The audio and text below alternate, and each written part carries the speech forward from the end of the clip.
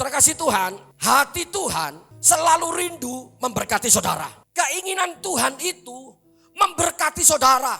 Karena Yesus memang dipanggil, ditetapkan untuk menyelamatkan dan bukan hanya menyelamatkan, tapi membuat hidup saudara dan saya diberkati. Dan diberkatinya bukan berkat biasa, tapi Alkitabku berkata berkat yang berlimpah-limpah. Yohanes 10:10 berkata begini, pencuri datang untuk membunuh dan mencuri dan membinasakan. Menghancurkan, merusak, serusak-rusaknya. Itu pekerjaan iblis. Tapi Yesus tegas berkata, tetapi aku datang supaya mereka mempunyai hidup. Kata hidup ini disebut dengan kata Zoe. Sama-sama katakan Zoe. So ini artinya umur yang panjang dan makmur. Jadi dia datang supaya engkau panjang umur. Maka setiap kali ulang tahun tidak ada nyanyian pendek umurnya, enggak ada. Panjang umur, katakan amin. Ikuti saya, panjang diberkati Tuhan. Semuanya panjang diberkati Tuhan. Tepuk tangan bagi Tuhan Yesus. Zoe, umur panjang diberkati Tuhan. Supaya mereka mempunyai hidup. Dan mempunyainya dalam segala kelimpahan. More abundant. Keren banget ini. Itu hatinya Tuhan. Dia rindu memberkati saudara. Maka saya ingin bertanya pada saudara sekalian. Di tengah kesulitanmu. Di zaman orang dunia berkata sulit. Di zaman orang dunia berkata Indonesia sedang tidak baik-baik saja. Di zaman orang dunia berkata Indonesia makin parah. Tapi dengar baik-baik, firman ini buat kita semuanya. Apakah saudara masih percaya Tuhan sanggup memberkati saudara di masa sekarang ini? Apakah saudara percaya, yakin Tuhan sanggup memulihkan ekonomimu, memulihkan keadaanmu? Yang percaya tepuk tangan yang terbaik bagi Tuhan. Saudaraku, karena firman ini tidak akan pernah nyambung, Anda gak akan pernah terima kalau Anda tidak punya iman. Kalau Anda gak percaya, sia-sia. Tapi jika Tuhan jumpai sore ini Anda duduk, Anda mendengar, lalu Anda percaya Tuhan sungguh-sungguh. Anda percaya firman-Nya. Saya pastikan tahun ini gak lama hidupmu dipulihkan Tuhan. Ekonomimu dipulihkan Tuhan. Pintu yang tertutup dibuka. Sesuatu yang besar dinyatakan. Bagi Tuhan tidak ada yang mustahil. Yang percaya beri kemuliaan terbaik. Bagi Tuhan tak ada yang. Dengan iman saudaraku, bagi Tuhan. Amin, amin, mujizatnya. Kami percaya Tuhan, ku diangkat dan dipulihkannya lebih lagi bagi Tuhan. Terima kasih. Kami percaya Tuhan pertolongan-Mu. Amin. Amin. Mujizatnya. Terima kasih Tuhan. Ku diangkat dan dipulih. Saudaraku, dengan iman saya mengajak semua menutup mata, angkat tanganmu. Kita berkata, saya percaya ini waktunya Tuhan membuka mujizat. Pintu mujizat dalam hidup saya. Saudara imani, malam ini Tuhan bukakan, singkapkan rahasianya. Hidupmu dipulihkan, diberkati Tuhan. Setiap hati dijamah oleh Tuhan. Yang percaya kemuliaan yang terbaik bagi Raja segala Raja, Yesus Kristus Tuhan.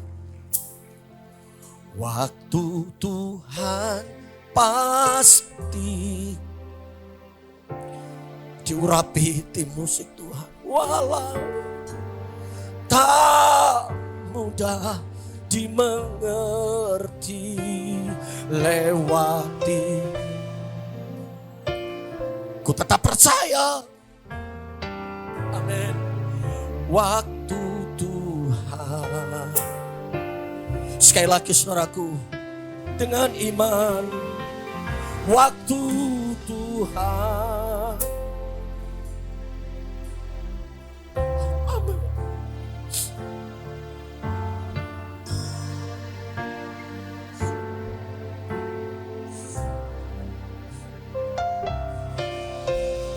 cobaan,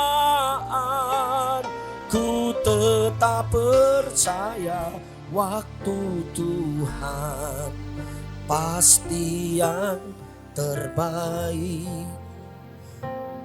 Roma 8 ayat 28 berkata, kita tahu sekarang bahwa Allah turut bekerja dalam segala sesuatu untuk mendatangkan kebaikan bagi orang yang mengasihinya.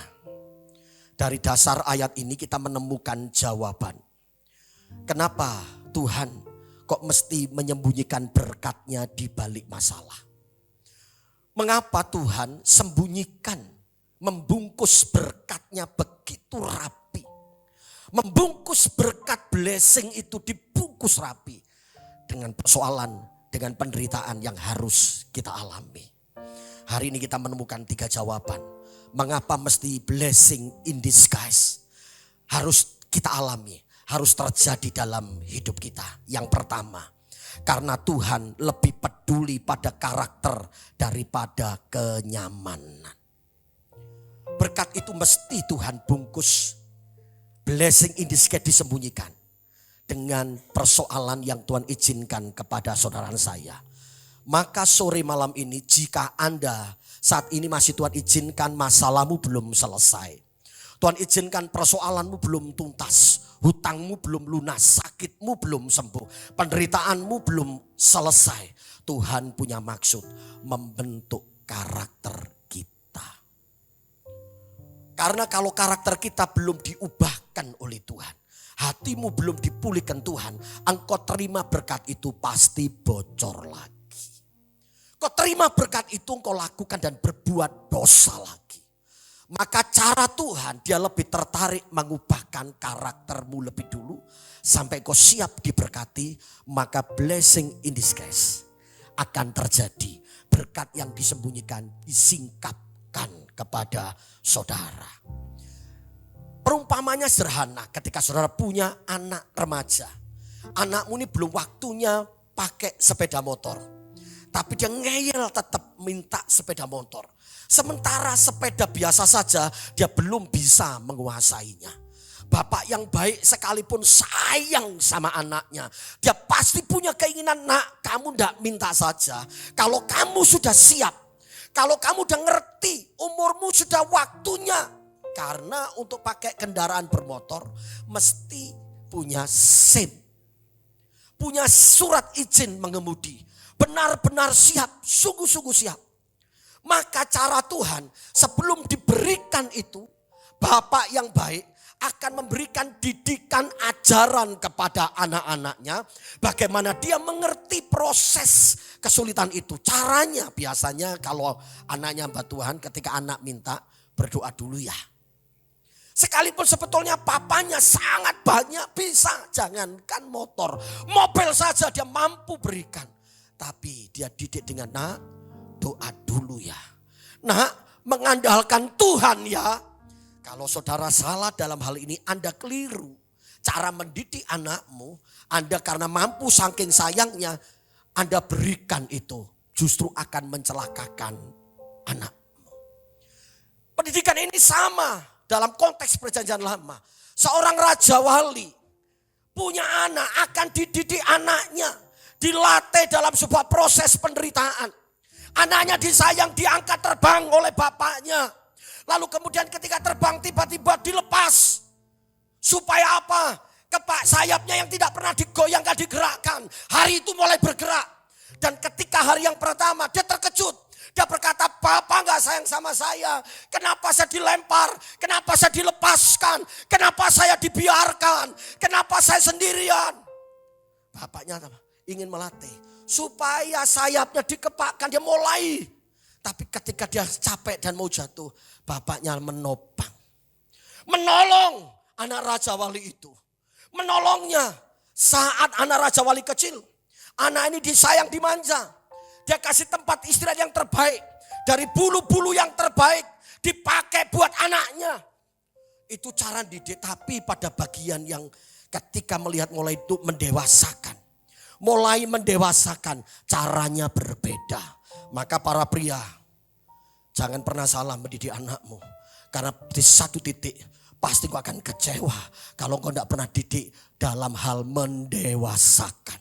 Sama-sama katakan mendewasakan.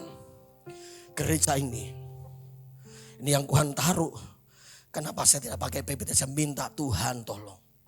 Waktunya, saatnya. Pendewasaan sudah dijadi. Pak Gembala sudah menayangkan, membuat pemuritan. Sebuah kelas, tujuannya apa? Mendewasakan, melatih, memperlengkapi. Ketika sudah dilatih, diperlengkapi. Jatuh bangun dulu. Jatuh bangun dulu. Pemusik jatuh bangun dulu. Dihajar demikian rupa. Sampai engkau melayani. Engkau koneksi hatimu dengan Tuhan. Pikiranmu dengan Tuhan. Engkau main sentuhanmu Roh Kudus yang memimpinmu. Bukan dengan pikiranmu, dengan otakmu. Tapi dengan karya Roh Kudus yang bekerja. Jemaat akan merasakan itu. Dan gereja ini tidak lama lagi dipenuhi dengan jiwa-jiwa. Tepuk tangan bagi Tuhan. Saya berkata inilah waktunya. Jadi selalu diproses. Tapi ya ternyata dalam proses, dalam penderitaan itu memang Tuhan izinkan. Karena ada blessing in disguise. Ada berkat sembunyi yang Tuhan berikan. Saya berdoa terjadi di tempat ini. Sekali lagi kemuliaan bagi Tuhan. Saudaraku, Tuhan tidak sekedar mengubah keadaan kita. Sekali lagi Tuhan tidak sekedar mengubah keadaan kita. Tapi Dia ingin mengubah hati kita. Dia ingin mengubah diri kita. Ketika kita siap. Ya, katakan sama-sama saya siap Tuhan diberkati. Katakan amin. Saya berdoa yang memang benar-benar siap. Tidak lama lagi engkau mengalami lonjakan ekonomi yang luar biasa. Hidupmu diberkati Tuhan. Itu yang pertama. Yang kedua, mengapa mesti berkat itu Tuhan sembunyikan dengan penderitaan? Ternyata yang pertama, supaya karakter kita diubahkan. Karakter kita dimurnikan. Sama-sama katakan dimurnikan. Katakan dimurnikan. Sampai hidup kita serupa dengan Kristus. Sampai hati kita sesuai dengan kehendaknya Tuhan. Kalau itu sudah terjadi seperti anak dengan bapak. Anaknya dilihat sudah siap. Anaknya kok pinter. Dia terampil. Karakternya baik. Bapaknya gak segan-segan untuk memberkati.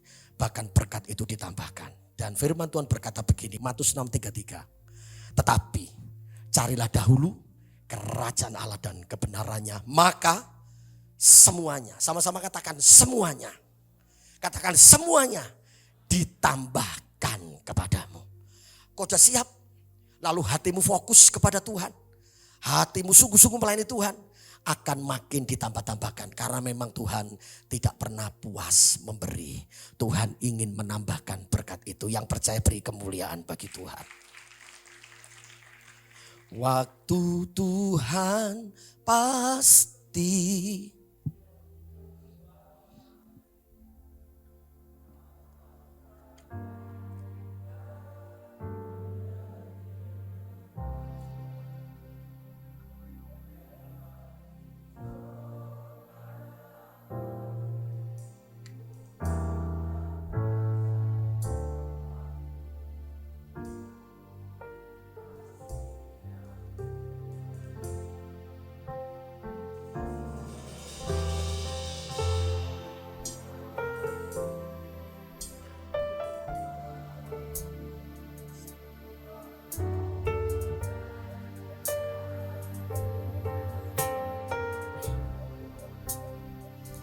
Lewati cobaan,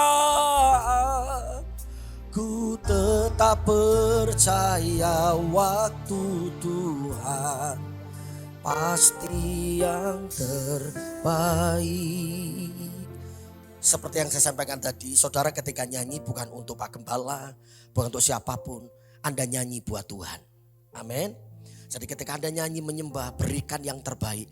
Karena Tuhan sangat senang kalau saudara nyanyi. Mulut kita dicipta untuk memuji Tuhan. Katakan amin. Saudara percaya itu? Yes. Yang kedua, karena Tuhan melihat akhir sejak dari awal. Maksudnya apa nih pastor?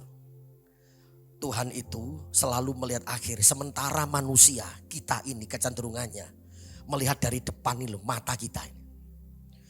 Selalu membuat kesimpulan dengan mata kita dengan apa yang kita alami. Padahal Tuhan tidak begitu. Sementara Anda dan saya cenderung kita lihat pelajaran dari Samuel.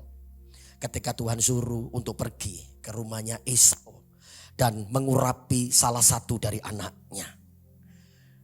Samuel melihat dengan mata, tetapi Tuhan melihat dengan hati. Kita lihat ayat ini, Yesaya 55 ayat 8 sampai 9. Yesaya 55 ayat 8. Sebab rancanganku bukanlah rancanganmu dan jalanmu bukanlah jalanku. Demikianlah firman Tuhan. Seperti tingginya langit dari bumi, demikianlah tingginya jalanku dari jalanmu dan rancanganku dari rancanganmu. Tuhan merencanakan yang terbaik dalam hidup saudara. Rancangan Tuhan itu indah. Sementara kita hanya melihat hari ini, tetapi Tuhan melihat masa depan. Kadang dia menutup satu pintu karena ada pintu yang lebih baik yang belum kita lihat. Hari ini mungkin dengan persoalan Anda berkata, pintu itu sudah tertutup, aku gagal, sepertinya aku sudah mentok. Kalau Anda lihat dengan mata, tapi kalau Anda lihat dengan hatinya Tuhan, karaktermu sudah diubahkan oleh Tuhan. Engkau pastikan posisimu benar di hadirat Tuhan. Pastikan dirimu sesuai dengan kehendak Tuhan. Pintu yang lain Anda akan dibukakan oleh Tuhan. Anda akan berkata, oh memang situasi seperti ini. Tetapi Tuhan punya cara untuk membuka pintu yang lain. Orang yang sungguh-sungguh dengan Tuhan, dia akan mampu melihat sesuatu yang orang lain tidak bisa lihat. Orang itu akan disingkapkan dan bisa melihat pintu-pintu yang lain. Ada terobosan-terobosan yang lain. Bagi orang yang mengasihi Tuhan tidak akan pernah kehilangan akal. Karena Tuhan itu sangat kreatif. Ada mujizat-mujizat kreatif yang Tuhan nyatakan bagi orang-orang yang sungguh-sungguh mengasihi Tuhan. Pastikan hari ini karaktermu berkata, engkau berkata, Tuhan saya mau hidup melayanimu, menyenangkan hatimu. Sama seperti hati Tuhan. Ubahkan hatiku, ubahkan karakterku. Supaya aku menjadi pribadi yang taat, pribadi yang setia, pribadi yang setia kepada Tuhan. Aku berjanji Tuhan, ketika engkau lakukan itu, lalu mata rohani kita mulai dibuka. Sekalipun tadi saya katakan, pintu itu sekarang kok kelihatannya tertutup. Ada kegagalan di sana. Tetapi sekali lagi dengar baik-baik. Hari ini saya berdoa ada pintu yang lain Tuhan bukakan bagimu. Tidak lama engkau akan melihat pertolongan Tuhan. Engkau berkata bisnisku seperti ini, aku ditipu orang, aku dikecewakan oleh orang. Uangku habis, tapi dengar, kalau engkau mulai sadar, engkau mulai mengingat terima kasih Tuhan. Semua itu mengajarkan aku untuk mengampuni, melepaskan hak, mengajarkan kepadaku untuk aku tidak hidup duniawi, mengajarkan kepadaku untuk aku setia kepadamu. Ketika Anda beralih kepada posisi itu, dengar baik-baik. Pintu itu akan dibukakan bagi saudara. Klik, klik, klik, Anda akan terperangah. Dan orang lain akan melihat, memang Tuhanmu ajaib dan dahsyat. Beri kemuliaan bagi Tuhan Yesus. Contoh Alkitab bagaimana Yusuf. Ya, awal hidupnya begitu berat. Sangat-sangat berat perjalanan hidupnya. Tapi akhirnya Tuhan tidak pernah melihat awal dari Yusuf. Bagi Tuhan awal penderitaan yang kita alami, sekali lagi, bagi Tuhan awal penderitaan yang kita alami adalah mulainya Tuhan membentuk dan membuka pintu mujizat dalam hidup kita. Cara Tuhan, engkau harus diizinkan mengalami kesulitan. Kalau kita tidak mengalami kesulitan penderitaan, kita menjadi orang yang sombong. Menjadi orang yang sombong rohani. Menjadi orang yang merasa dirinya hebat. Anda harus mengalami benturan itu. Anda harus mengalami titik terendah itu. Maka kalau Tuhan izinkan hari ini engkau masih ada di titik terendah, bersyukurlah. Bersyukurlah. Dari situ kita belajar untuk hidup kita bergantung, mengandalkan Tuhan, berserah kepada Tuhan. Dan mulai saat itu Tuhan akan bekerja menyatakan kemuliaannya dalam hidup kita. Tepuk tangan bagi Tuhan Yesus. Apa yang tampak sebagai akhir seringkali adalah awal dari rencana Tuhan. Ketika dia berkata semuanya kayaknya sudah berakhir, mentok. Ya, sampai nyanyimu begini, aku tak sanggup lagi. Wes gak kuat. Ini cara orang dunia yang belum disingkapkan rahasia rohani dalam hidupnya. Ketika ada dalam masalah mentok, aku gak sanggup, aku gak bisa. Tapi orang yang ngerti blessing in disguise, dia berkata begini, sungguh ku percaya tiada yang mustahil. Semuanya.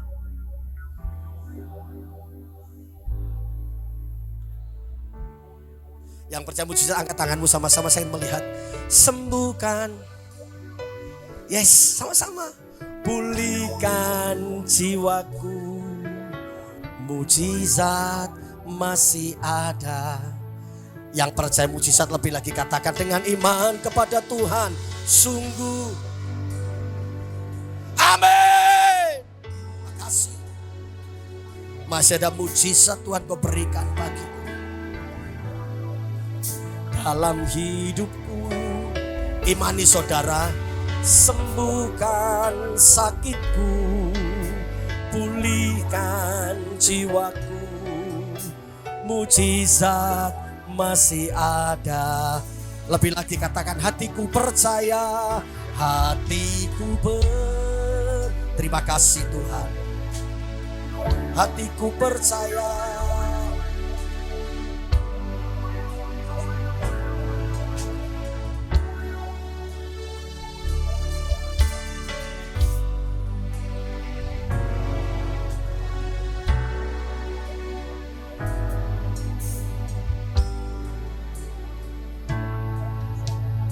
Hatiku percaya, hatiku percaya. Yes, hatiku amin. Terima kasih Tuhan. Hatiku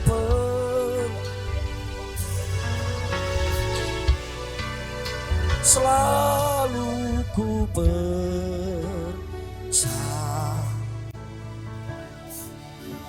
Mengapa harus blessing in disguise? Karena Tuhan tertarik mengubah dirimu sebelum dia mengubah situasi dan keadaanmu. Mengapa harus blessing in disguise? Karena Tuhan ingin mata rohanimu melek. Engkau tidak cepat buru-buru menyalahkan Tuhan. Tapi engkau mengerti cara Tuhan, langkah-langkah Tuhan. Kalau semuanya dibuat instan, beda. Karena Tuhan tidak mau lakukan itu. Tadi pagi saya bercanda. Kalau mau cepat, sekarang yang baru viral ke Gunung Kawi saja. Kan baru viral sekarang kan. Katanya artis, pejabat, semua dari sana. Tapi yang pasti tidak ada jemaat Pondok Daud yang ada di sana. Cukup ke sini nih. Pondok Daud. Sama-sama katakan Pondok Daud. Katakan Pondok Daud. Ada di sini, tidak ada di Gunung Kawi.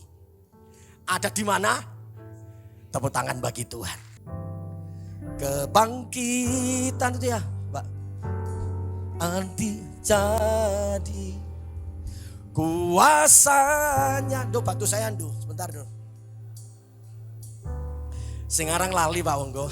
Pemulihan pastikan terjadi, ku yakin. Amin. Ku percaya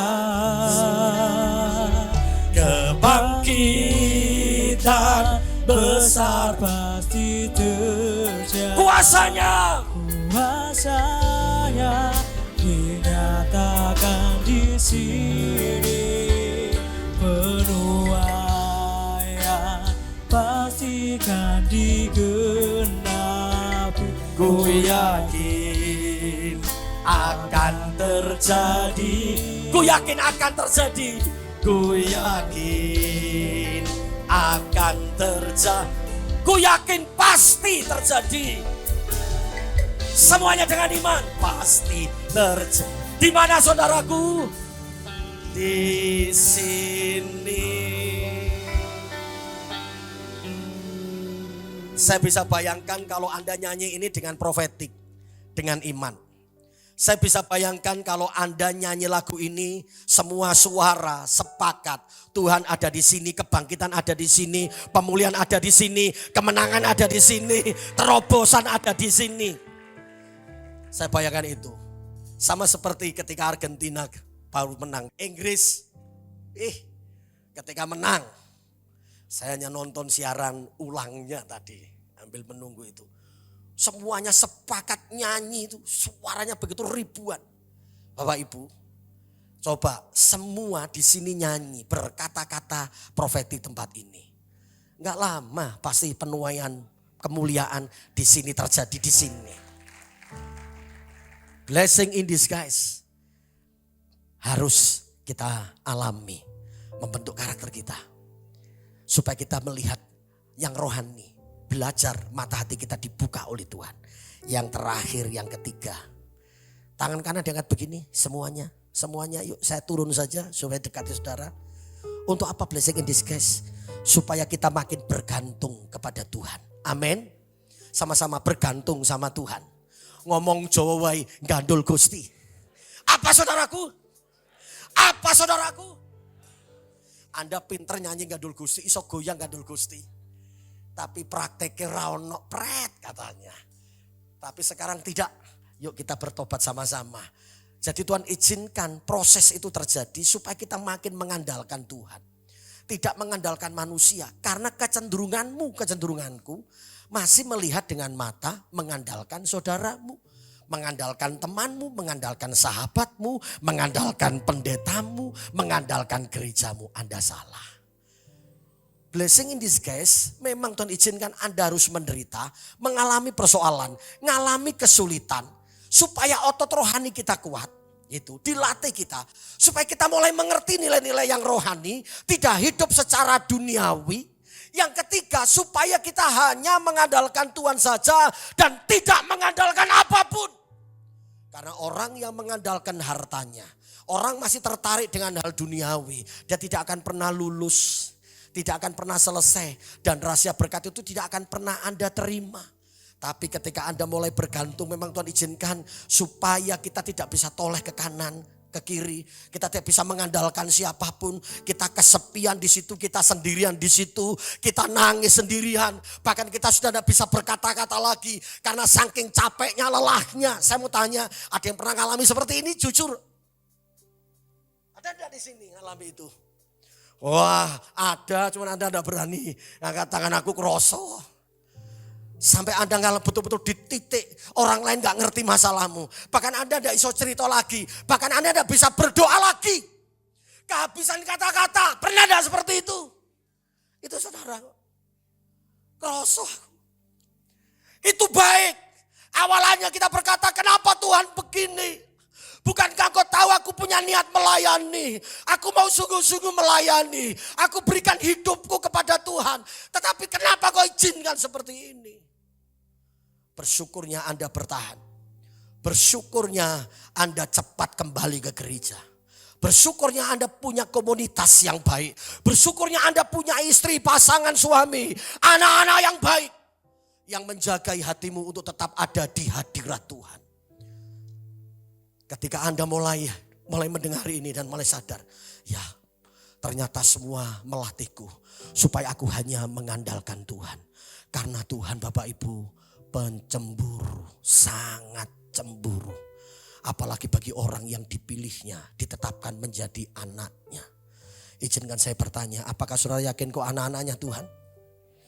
Lagi dengar baik-baik pertanyaan saya. Apakah saudara yakin saudara miliknya Tuhan, anaknya Tuhan, kepunyaannya Tuhan? Yang yakin angkat tanganmu, saya ingin melihat. Oke, kalau memang saudara anaknya, miliknya Tuhan. Tidak ada sesuatu pun yang harus kita khawatirkan. Karena dia Bapa kita. Dia sayang kepada kita.